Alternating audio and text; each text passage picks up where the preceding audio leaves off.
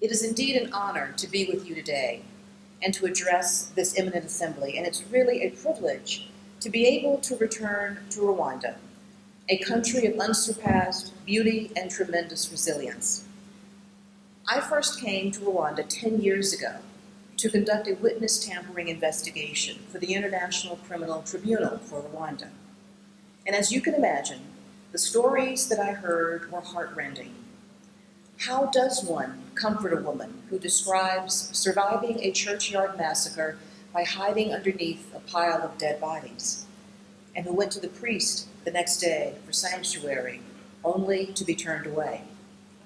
How does one promise justice to another woman who still bears the scars of the machete in her skull and who collapses in tears as she recounts how she was betrayed to the Interahamwe by someone who promised to smuggle her to safety?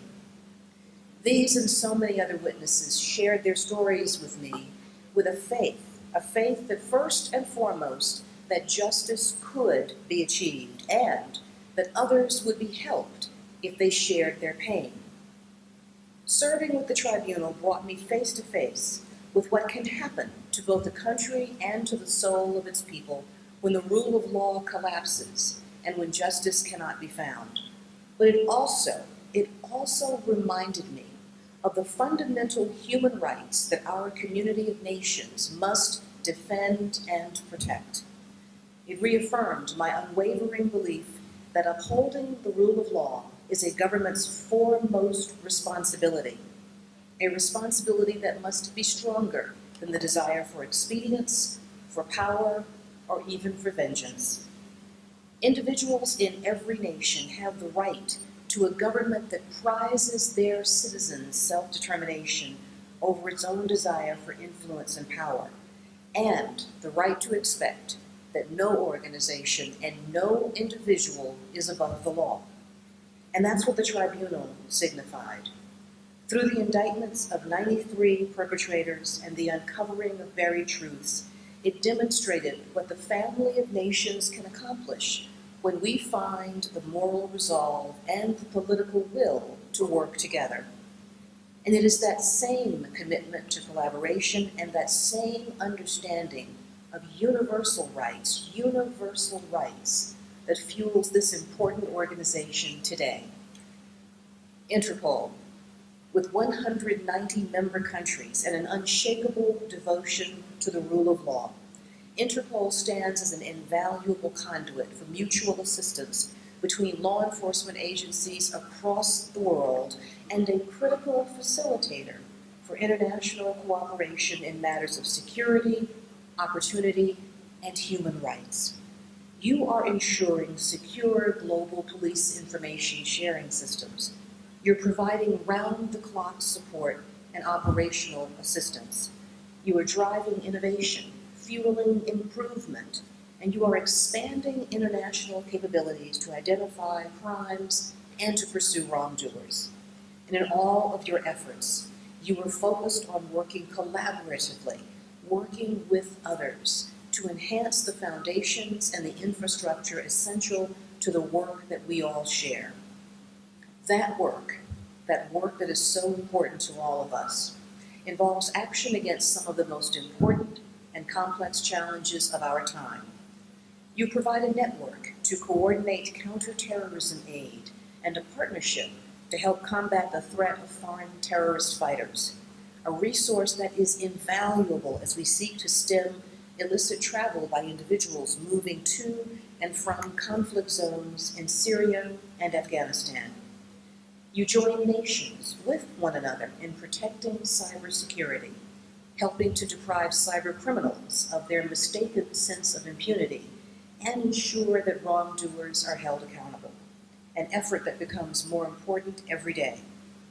You assemble information on common challenges and best practices of law enforcement, helping nations to learn from one another and strengthen all of our procedures. In fact, the Interpol office in the United States has begun to offer Interpol members access to files in the Federal Bureau of Investigation's National Crime Information Center, starting with data on wanted persons, firearms, and stolen vehicles in order to assist police organizations worldwide. And you are working to protect some of the most vulnerable members of our society by partnering with law enforcement agencies at all levels to exchange intelligence on human trafficking and to support action against those who exploit human beings for financial gain.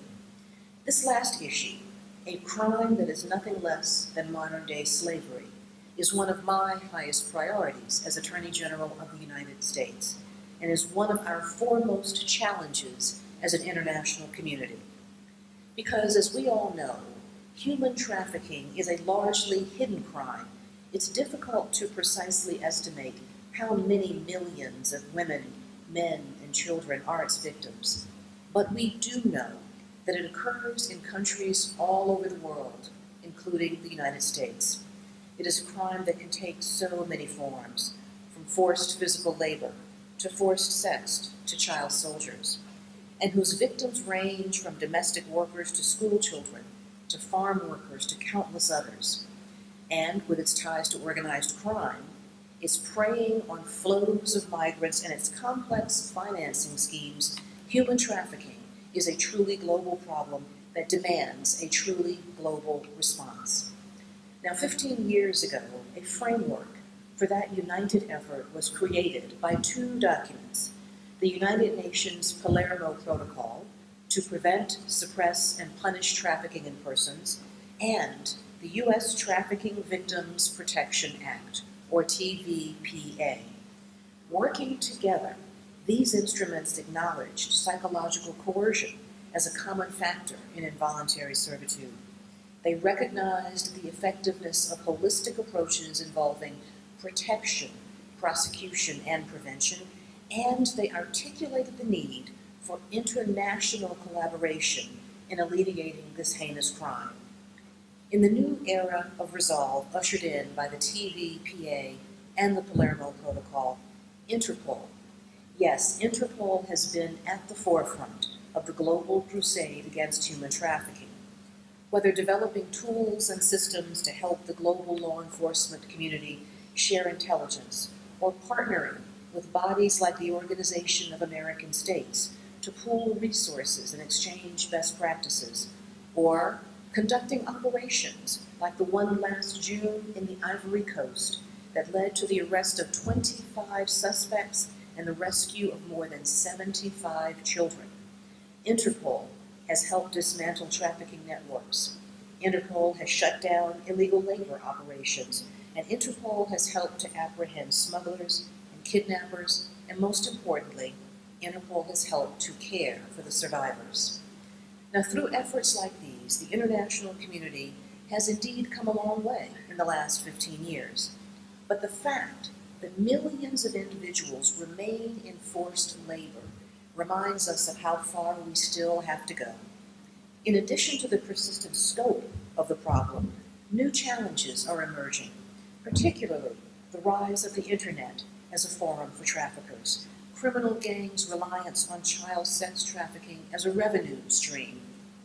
As we seek to develop innovative, comprehensive, and nimble responses to these evolving threats, we must find ways to work even more closely together in order to end this affront to our values and stop this crime against humanity.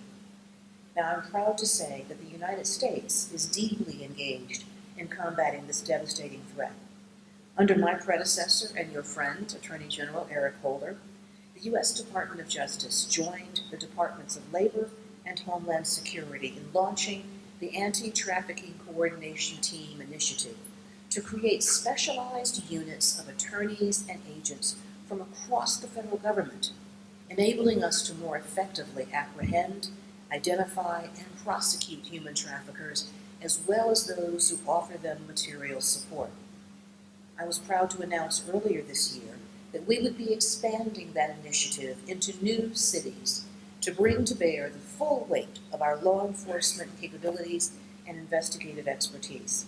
Just last month, in close conjunction with state and local law enforcement agencies, the FBI conducted its 9th annual Operation Cross Country, an initiative against those who traffic in children for sexual exploitation, resulting in the arrest of hundreds, literally hundreds, of sex traffickers. Through the department's enhanced collaborative model program, we've been able to give municipalities throughout the United States tens of millions of dollars in grant funding to bring together law enforcement and victim services providers to not only ensure that the traffickers are brought to justice, but to fully address all of the issues faced by the survivors in a holistic, comprehensive, and victim-centered environment. Now, these are important steps forward, and I truly hope that in the months and years ahead, we will continue to join together to build on our own achievements in our own nations as well as around the world. Now, we all know that that work will not be easy, but it is deeply, deeply necessary. This country, through its history, and this organization, through its design, understand the importance of making progress, one individual at a time, as difficult as it may be. Every trafficker brought to justice represents a victory against inhumanity and a safer world for all nations. Every survivor pulled from the clutches of a trafficking organization is a human life with a new opportunity to imagine his or her own destiny. And every achievement that we make together is a validation of our common mission to protect the rule of law. Now, when I shared my experiences at the Rwandan Tribunal with friends some years ago, one told me that the images painted by my words made him despair, literally despair, of the human race. Surely such evil, he said, condemned mankind to a life that was indeed nasty, brutish, and short. But I was not discouraged, and I was compelled to explore why in order to answer him. And it is because when we are confronted with the admittedly irrefutable evidence of man's inhumanity to man, be it the betrayal of genocide or the scourge of human trafficking, be it the destructive impetus of terrorism or the corruption of cyberspace, we turn to the law. Not because the law is perfect, but because it is the instrument through which we forge justice, fairly, impartially, and transparently, even in the face of horrific crimes. It is how we ensure that no one receives preferential treatment, and that all receive equal protection. It is how we honor the memories of the fallen, and how we assure survivors that they are not alone. It's how we punish those responsible for unspeakable crimes, and how we ensure that the innocent are not falsely accused or wrongly convicted. And ultimately, it is how we create a better future, not only for the powerful, but for every citizen and all of those who inhabit our own nations and around the world. Now, as we gather here today, let us resolve to remember our part in that effort. Let us pledge to stand together in this fight, and let us continue every day to pursue our mission of a safer world, to advance our vision of a more just society, and to hold close our hope of a brighter future for all. Thank you for letting me come and address you for a few moments this morning. Thank you for coming together to work together and learn together and advance our common goal. And thank you for holding so close the international rule of law. Have an excellent conference.